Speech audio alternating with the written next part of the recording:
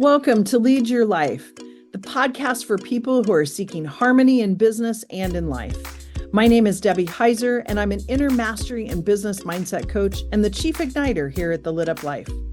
I feel an urgency to help people let go of past messaging so that they can make a lot of money doing what they love without sacrificing what they value most. Welcome. We're glad you're here. Straight from the corners of my mind is where I find my sanity. It's a place, another land, another... Hello, and welcome to another episode of Lead Your Life with Debbie Heiser. My name is Debbie Heiser, and I own and have founded the company, The Lit Up Life. And I really, honestly, the bottom line is what I do is I help people lead a lit up life and whatever that means to them. And part of that is financial freedom. And so I'm not going to do my normal spiel. Many of you have heard it numerous times, but I did want to talk about something today that is near and dear to my heart. And what it is about is figuring out what our true identity is. And as we walk through that today, I want to talk a little bit about the difference between happiness and joy. And, one of my mentors always says that in the absence of searching for happiness is where you find happiness, or in the absence of searching for joy is where you find joy. And the point to that is that we all have usually what we're looking for, we have it already in our life. And because we're focused on what we don't have and what we focus on gets bigger, we're looking at what we don't have, and therefore that becomes larger. And then the joy or the happiness that we have in our life gets smaller in our perception, right? Because in our perceived identity, so we have our senses that we use in the physical realm, and then we have our perception, which is our mind. So I want to bring that up because a lot of times too, happiness, and I've had many conversations with people about this, happiness to me feels a little more temporary, right? Where like I'm happy about something and I'm happy that things are happening. I'm happy that I'm going on a walk. I'm happy that I got to watch my favorite movie, whatever that is, right? But it feels a little bit more temporary, where to me, joy feels more about what's exuding from my essence, like who I am, or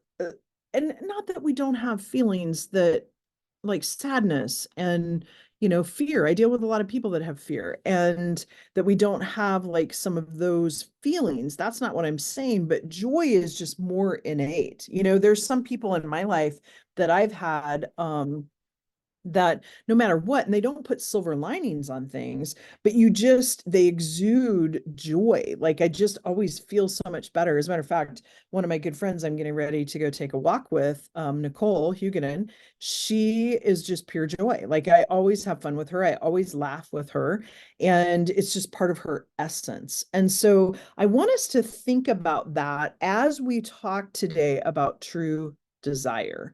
And when I'm talking about true desire, I'm talking about I'm talking about kind of this essence of who you are as well.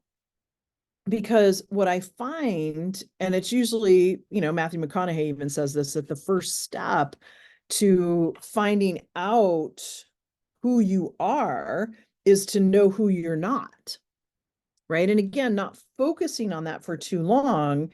But when I first start to work with people, we talk about like what frustrates you, what do you complain about, what are you tolerating in your own life? Because usually people are very quick and able to say what they don't want.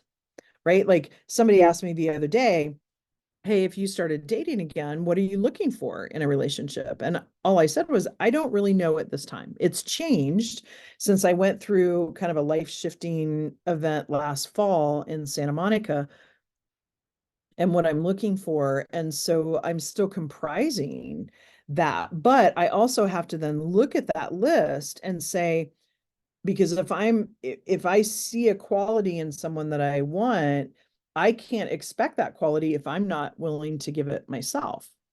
So it's important to look at like who you're not and who you don't want to be, but don't spend a ton of time there, right? But it's more about thinking about who you are. Like, what's the essence of who you are? And one of the things that I recommend to people is just make a list.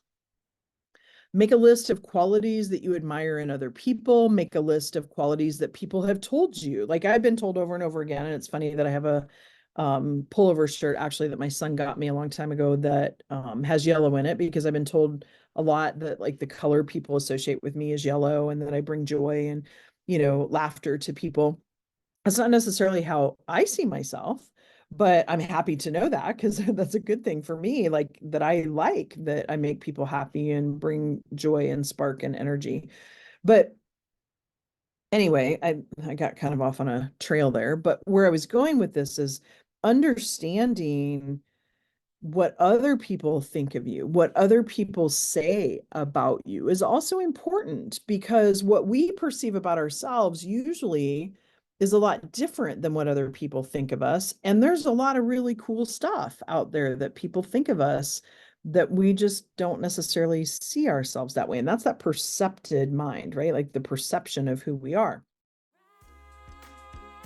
Let's face it, sometimes as an entrepreneur and a business leader, we need some guidance, support, and community. So we here at The Lit Up Life have 3 ways that you can work with us in order to achieve that.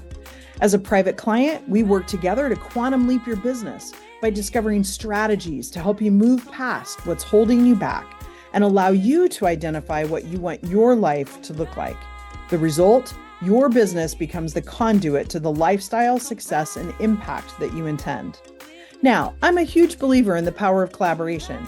So in our community masterminds, you can join in with other high vibrational business owners who want to level up, increase impact, and financial gain, all with a tribe of other women to support and encourage you on your journey. Currently, we're accepting application for this women's mastermind group, which is a year-long program for women in business who are ready for that next level of success. We create deep personal awareness in a safe and supportive space where you can experience growth with others who are on that same path. Through weekly sessions with our program coaches, teachings that go beyond the buzzwords, and immersive retreats in places like Mexico, the Dominican Republic, or Belize, we work together to create long-term abundance and lasting impact in your life and business. The last and final way to get involved with us is our group coaching programs. They provide the opportunity for teaching, masterminding, and feeling like you aren't alone on this ride. Come join us. So, understanding and knowing who you're not leads to who we are. And it's important for us to understand who we are so that we can then understand what our true desires are. Success means different things to different people. And that is one of the things that I see so many entrepreneurs, especially women, struggle with, that they think success has one definition, because we also get into this comparison game that we play. And ultimately, success is whatever you decide it is. And it could be having more time with your family. It could be having harmony between certain things. It could be, building a business. It could be working for someone else. Whatever that means to you. And you've heard me say this before, we get into trouble a lot of times with words that are ambiguous. And what I mean by ambiguous is not what you potentially think. What I mean is the word success, the word fun, the word easy. Those all mean different things to different people, because we're looking through our own lenses. We're looking through our own filters of what we have had happen to us in our past, and what you've heard me talk before about the evidence bank, evidence that we put in our bank. Now, your brain wants to find evidence to prove that what you're not, to prove why not to step forward into something scary, because our brain is trying to protect us, right? So once we become aware of that and understand what our true desires are, our brain is going to freak out and try to talk us into not going towards those true desires, again, because it's trying to protect us. But when you start to think about what you do want, then you start to see evidence And sometimes you have to look for it because it's there, but we just don't necessarily see it. The same thing happened when I first bought a Subaru. I never used to see white Subarus anywhere, and then I saw them everywhere. And now that I've been driving one for a while, I don't notice them as much either. So I know that it's called something, this phenomenon. But the same thing holds true when we're trying to look at what our true desires are, right? Like once we become aware of those, we start seeing possibilities and potential. But what ends up happening, I know enough about the brain, that what happens is our brain then goes, whoa, and we hit this, what, like Terrorberry, we hit this wall, this like thing that we can't figure out.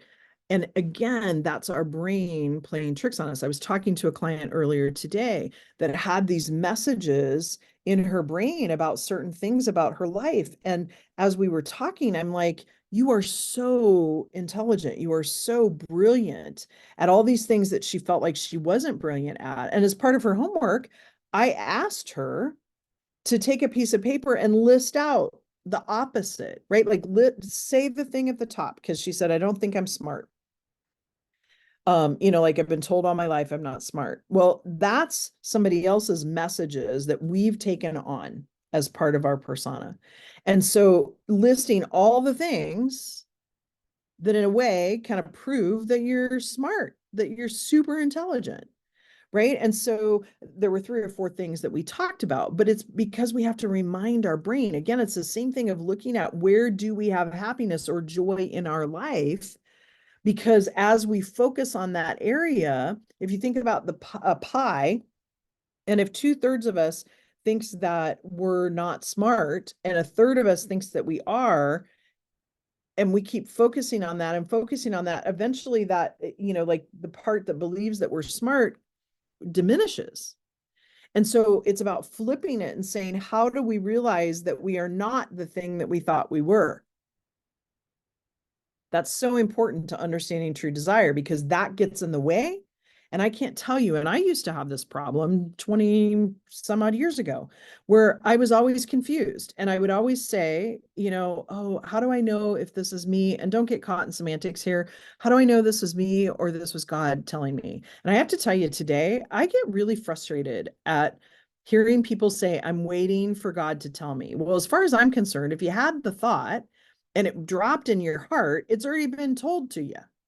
And to me, that's just an excuse not to move forward with inspired action. Now, part of it is having inspired action, but also not being tied to the outcome. So I was talking to another client today that said, well, this might be different for 99.95% of the people, but for me, like if we were talking about Starbucks and how like you go into Starbucks and in order to get a drink, you got to order, right? Like that's inspired action. But there's also this like dance that happens with understanding that you need to do inspired action, but not being tied to the end result. So the inspired action is that I showed up at Starbucks, I walked in the door. And what can happen then too is if you're not tied to the outcome, I've had this happen, and I know she did too, because she was talking about this. She walks in and they're like, oh, well, we mismade a drink. Somebody wanted something else. Do you want this one?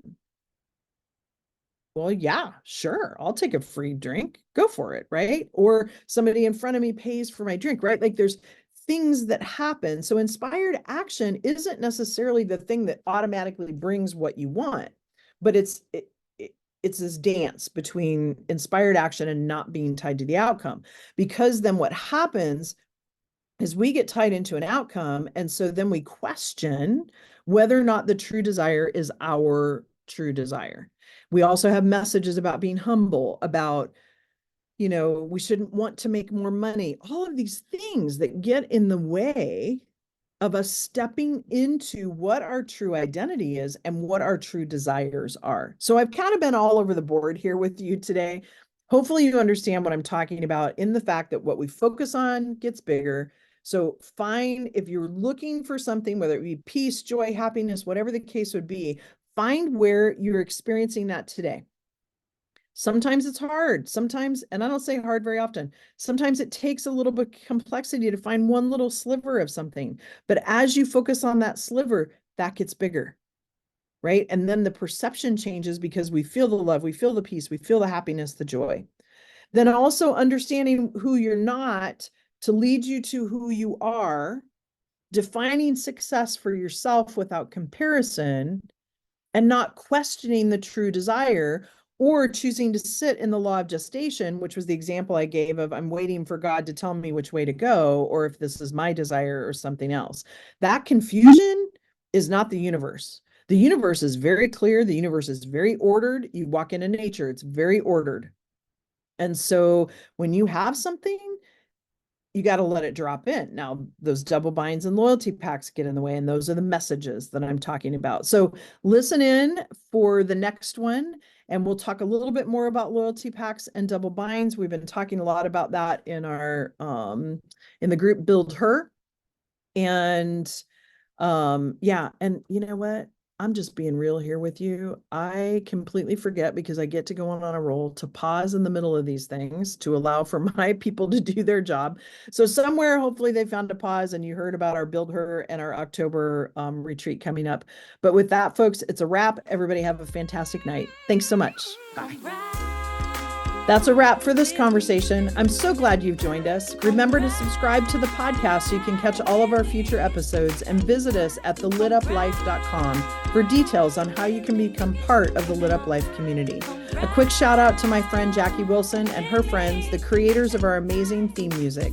Thanks so much for allowing us to share this perfect song with our listeners. Looking forward to having you listen in to our next episode.